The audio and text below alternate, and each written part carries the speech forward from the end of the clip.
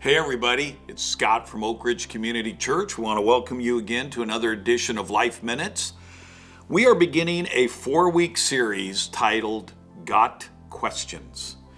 If you are a parent or were a parent of little children who are now grown up, you may remember those days when your kids would always ask you questions and you would give them an answer and they would respond with, "Why?"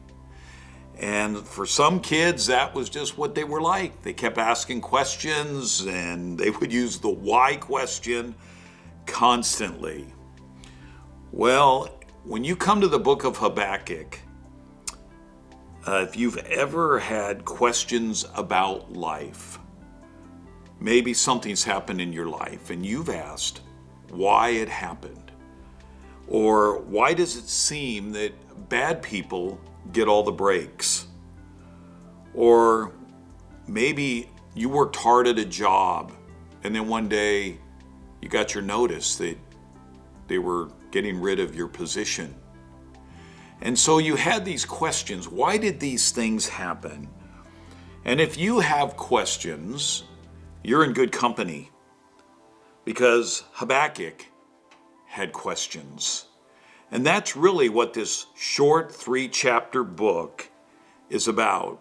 You and I are in good company with this prophet of Judah when it came to questions. I think when you and I look at the world around us today, we know that there are a lot of why questions. The news is discouraging, and we sometimes wonder, why, God, are you allowing things to happen? Why have you not returned yet? And on the questions go. As we get into the book of Habakkuk, and then in this Life Minutes, we're just setting up the foundation for what we're going to build on in the next 3 weeks. We need to consider a few things that will help us as we work through this short book. The first is this, and we have to remember this. Whenever you read scriptures, the Bible, you discover this to be the case. We live in an unfair world. The Bible tells us this world is broken. And the reason it's broken is because of sin. Man's disobedience to God has made the world the mess that it is. And sadly, even in this brokenness, people who we might see as innocent suffer because of the world's mess. This does not mean that God is not involved, and it does not mean that God doesn't care, and we will deal with that. God's response: we live in an unfair world.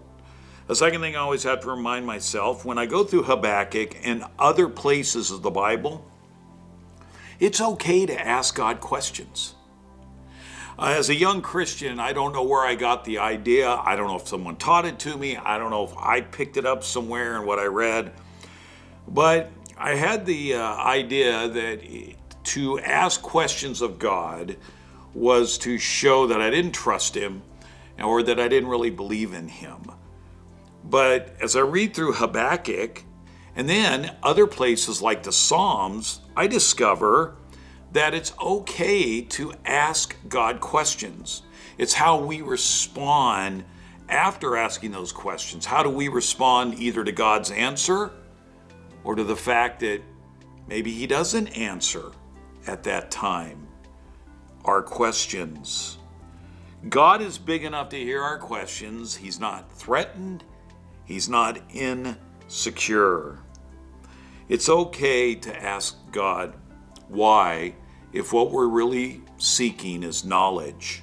James 1:5 talks about asking God for wisdom if we're going through trials and we can't understand what is happening in our lives. So we live in an unfair world. Okay, we need to remember that as we go through Habakkuk. It's okay to ask questions.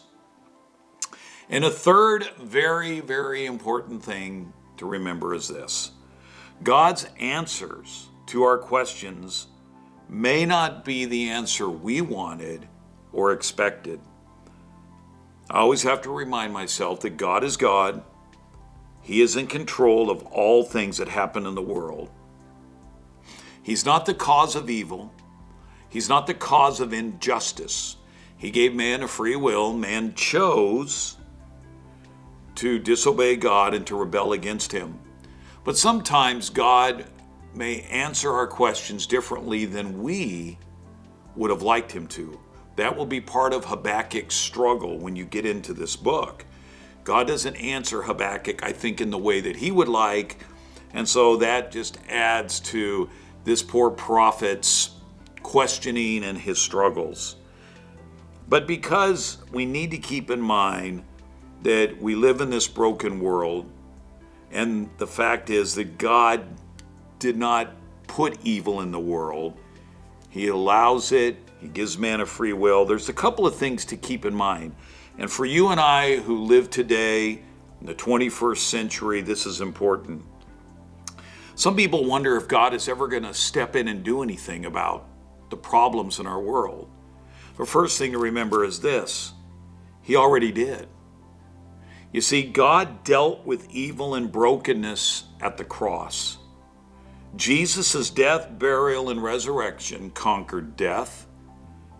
It conquered the enemy, and it conquered hell. This does not mean that all suffering or things happening that we don't understand come to an end at this point or this moment in history, but it means that as individuals, we can live in this world because God has given a remedy. In other words, we live in a fallen, broken world, and the answer to that brokenness is a personal relationship with Jesus Christ. He understands the temptations. He understands what sin has done to the world. He comes and he dies on a cross, raises from the dead so we can have a new life. We still are surrounded by evil. We're surrounded by brokenness, but we can live in it because Christ has given us the remedy through his death, burial, and resurrection. A second thing is this: not only did he deal with evil and injustice at the cross, but in his time, God is going to completely deal with it. The Bible tells us that there is a future in which the tears will be wiped away. There'll be a new heaven and a new earth.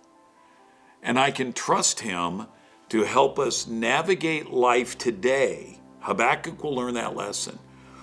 But that I can trust knowing that in the future, he's going to give us a new heaven and a new earth.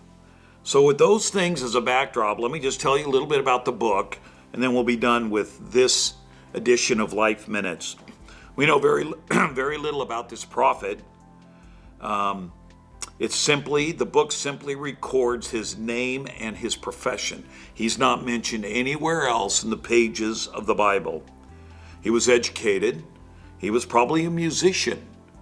From what you read in the book, he was very sensitive. He was concerned about his people. He was a poet as much as he was a prophet, and he was probably a contemporary of Jeremiah, a prophet that we read about in the Old Testament. When you read through Habakkuk, we'll get into this more next week, the people of Judah are a mess. Everything is in disarray in the kingdom of Judah. King Josiah has died. He was a godly king, and a king that pursued knowing God above all things, and his son was put on the throne. But Jehoahaz wasn't a good king. 3 months after this Jehoahaz was put on the throne, Egypt invaded Judah, removed him from the throne, and put a puppet king named Eliakim in his place. And that guy was a mess. We discover that in 605 BC, Babylon defeated the Egyptians at the Battle of Carchemish. And this is important for the following reasons. Because everything is going to begin to really turn against Judah because of their sins. In 605 BC, Babylon made its first incursion, shall we say, into Judah. Individuals like Daniel and other young Israelites were taken captive by the Babylonians. Babylon would again invade Judah in 597 BC. And eventually Judah would fall in 586 BC. The book that bears the prophet's name was probably written between 606 and 604 BC. But he's writing in a time when Judah is struggling as a people, and he has questions that he asks God about the whys of what is happening in his world. But before finishing, let's note again three things we stated at the beginning. First, we do live in what we would call an unfair world, in our estimation, wondering why sometimes it seems like the bad people flourish and the good people suffer. A second thing is it's okay to ask questions. God has no problem with us asking.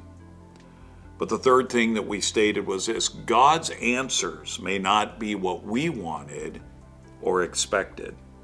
And that is where, like Habakkuk will learn, faith comes into play. This is Scott from Oak Ridge Community Church. Have a great week. We'll see you next week.